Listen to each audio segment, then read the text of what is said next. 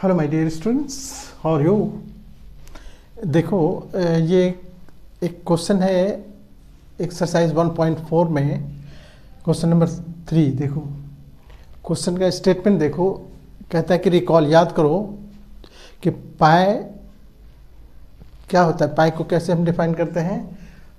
पाई आप जानते हो कि पाई बराबर हम जब सरकमफ्रेंस निकालते हैं हम लोग, सरकमफ्रेंस ऑफ सर्कल ये बराबर होता है 2 पाई आर, यही लिखते हैं ना। यानी C बराबर होता है 2 पाई आर। क्वेश्चन उसी से रिलेटेड है। अगर हम यहाँ से पाई ये कर लेते हैं तो पाई बराबर हो जाएगा, यहाँ पर पाई बराबर हो जाएगा C अपॉन 2R। अब यहाँ क्वेश्चन ये है कि 2R कहो या D कहो, ये जिसको हम पाई D भी कहते हैं, पाई D। तो यहाँ पर हम D भी लिख दें। तो अब देखो कि अब क्वेश्चन ये है कि अगर आप ये डेफिनेशन तुम देख रहे हो कि ये सरकमफ्रेंस है, सर्कल का सरकमफ्रेंस तुम जानते हो कि आप निकाल सकते हो। अगर रेडियस दिया हुआ है तो सरकमफ्रेंस का फॉर्मूला लगाओगे और निकाल देते हो। तो यह क्वेश्चन यही है कि अगर पाई को हम डिफाइन करते हैं तो ये लिखते हैं कि सरकमफ्रेंस अपॉन डायमीटर यानी C अपॉन D, पाई बराबर C अपॉन D। तो इसका मतलब ये हुआ कि ऊपर सरकमफ्रेंस क्वेश्चन ये है, देखो गौर करो कि पाई तो इरेशनल नंबर है, लेकिन जब हम पाई को डिफाइन करते हैं तो हम लिखते हैं C अपॉन D यानी सरकमफ्रेंस अपॉन डायमीटर। सरकमफ्रेंस भी आप कहते हो कि ये रेशनल नंबर है और D भी रेशनल नंबर है। तो रेशनल नंबर को रेशनल नंबर से डिवाइड करेंगे तो फिर रेशनल हो गया।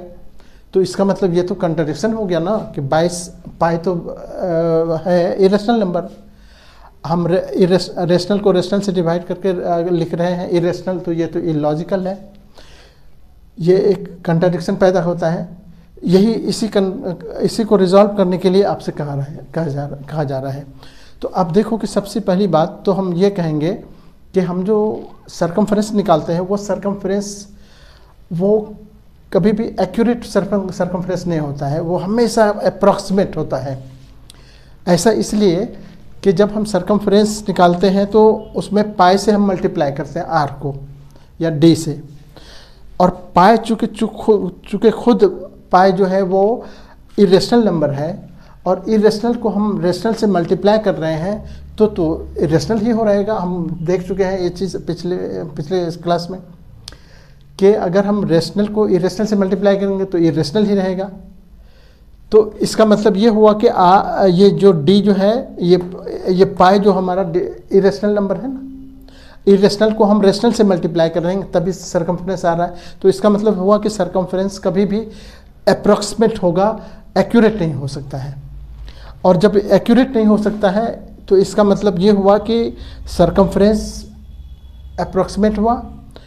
इसीलिए हम इसको हम इस तरह से कह सकते हैं कि ये हमारा जो ये कोई कंट्राडिक्शन की बात नहीं है, ये बिल्कुल 100% ओके है कि पाई बराबर होता है C अपॉन D, लेकिन ये इसका अप्रॉक्स वैल्यू है। C बराबर C जो भी निकलता है सरकमफ्रेंस वो उसका अप्रॉक्स वैल्यू है, ना कि उसका एग्जैक्ट वैल्यू है।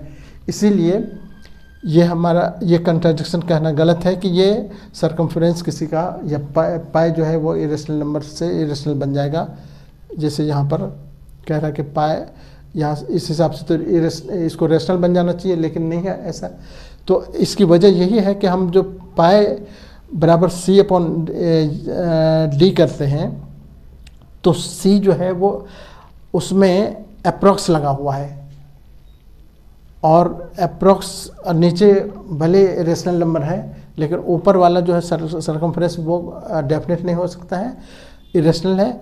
और इसीलिए हम कह सकते हैं कि ये इसमें कंट्राडिक्शन की कोई बात नहीं है। इसको हम